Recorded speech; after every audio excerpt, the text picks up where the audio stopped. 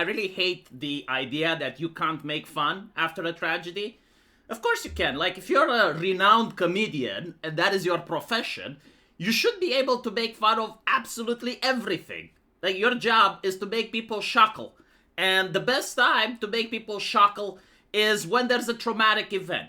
People don't really like being traumatized. It's not productive. It doesn't help with anything, right? So, like, maybe at the darkest hour, like, having someone that can make people chuckle is a good thing.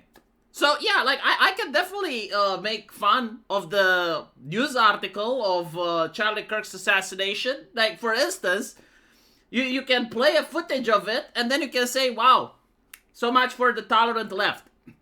Or you can show yourself dressing up in medieval plate armor and have someone ask you, like, where are you going? Are you going to a fair? No, I'm going to debate a liberal. You know, like, there are ways that you can actually make fun of this without getting canceled, without, like, upsetting people if you're a comedian. But that's not what Jimmy Kimmel did. No, he decided that he should be in the Catholic Church.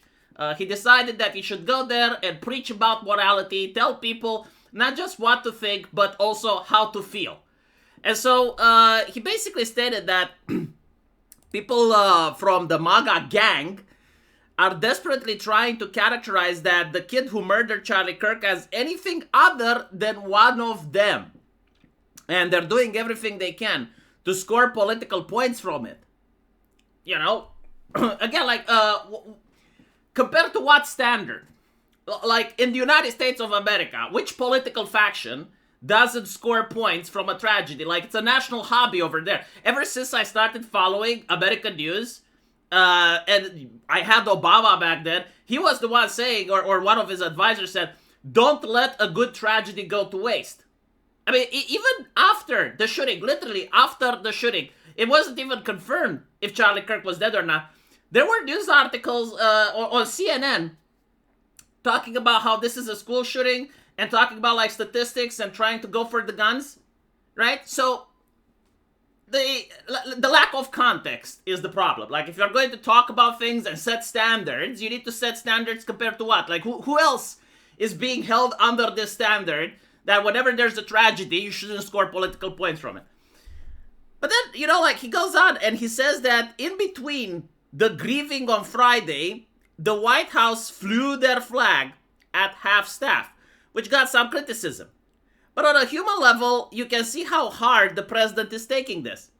The Late Show host then played a clip of Trump answering questions from the press about how he was holding up following Kirk's passing.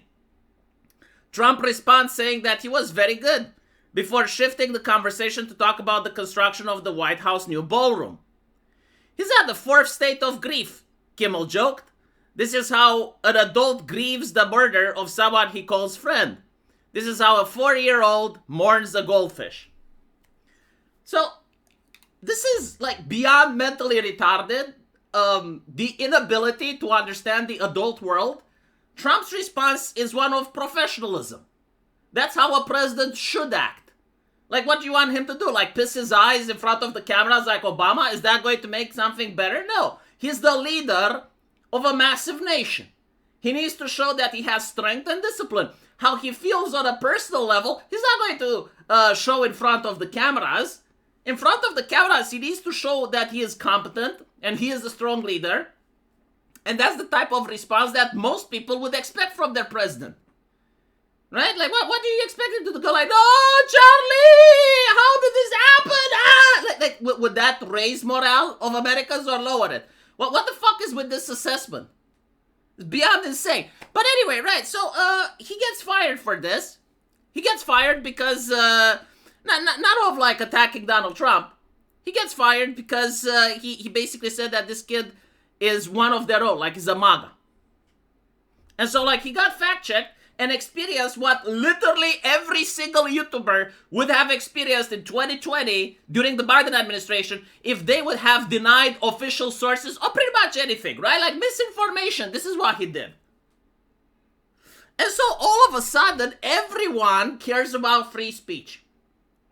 So please help me understand. We had censorship and cancel culture for more than a decade and a half now, right?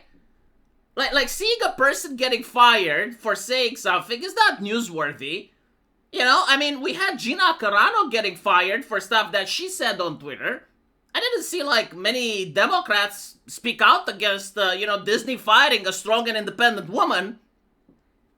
I mean, for the love of God, just so you can understand how bad this is, the United States president got zooked from all of the social media platforms.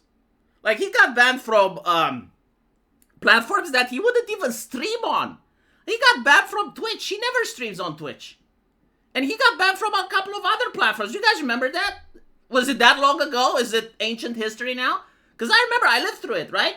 So, like, the president of the United States gets banned from everywhere, and Democrats were cheating about it. His last post on Twitter, do you know what it was? It was telling people from January 6th to go home. Stop being there, go home.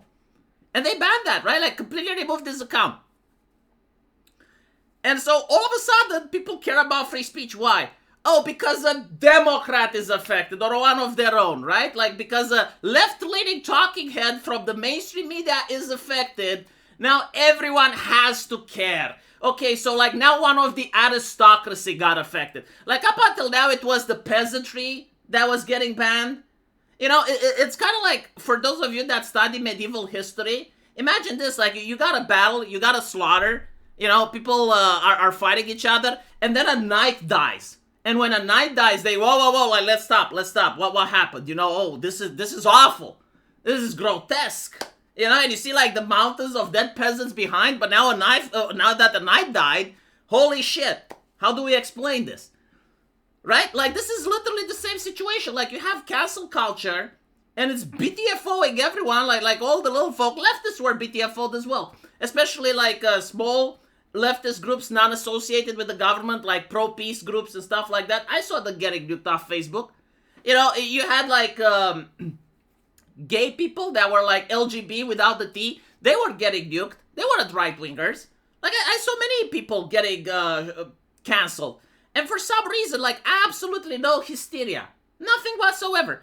Now there's hysteria. Oh, that's very telling, isn't it? So, like, they view themselves as above everyone else. Like, they view themselves better. It's like, okay, so because they don't believe in free speech, that means they should never be censored, right? That's how the world works. You have people who believe in free speech, and they're the ones that get censored constantly. And then you have people who don't believe in free speech, and they should never be touched. They should never be censored, because they don't believe it, right? It's an insane worldview. But, like, here's what I think is happening. I think the left is trying to rebrand itself. I think the left is noticing that it can't play with the current hand and is going to do a mulligan. And so there's a lot of people that the left wanted to get rid of anyway. A lot of people in HR, a lot of people like Jimmy Kimmel, a lot of individuals that they notice that they're part of a previous generation.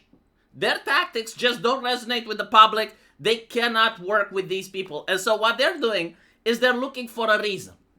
They're looking for any reason to get rid of them and hire new people. I'm not saying that the left is going to become better or anything. But on a cultural level, yeah, I definitely think that the left is going to start going with a platform for free speech, free expression. Like, you have right-wingers now that try to push back against porn. And you're going to have, the left wing, instead of being for LGBT, they're going to be for freedom of expression. You'll see this. And you'll see this next election, I guarantee to you. But in order for them to do this, like, they have to get rid of the faces that people dislike. And they have to bring in new faces that will appeal to the moderates. You know, like the people that just want to be left alone as much as possible and not be clamped down. And Jimmy Kimmel isn't that type of person. He's moralizing. He's a busybody. You know, he has the image of the guy that doesn't just tell you what to do, he also tells you how to feel. And the left probably views that, no, that now that's what the right-wingers would do, right? Like, they have the Sargons of Akkad for that. So they need to offer something else in order to be appealing to the masses and to be appealing to people that just want to grill.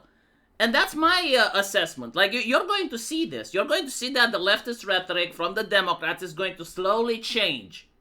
And over time, they're going to embrace stuff like free speech and free expression. And we'll see if it's working or not. but definitely they can't do this with the current squad they have. So yeah, basically, the cancel culture works because the left wants to get rid of these people anyway, and they're just looking for a pretext. Like the same thing, if it would have happened in 2020, Jimmy Kimmel wouldn't have gotten fired.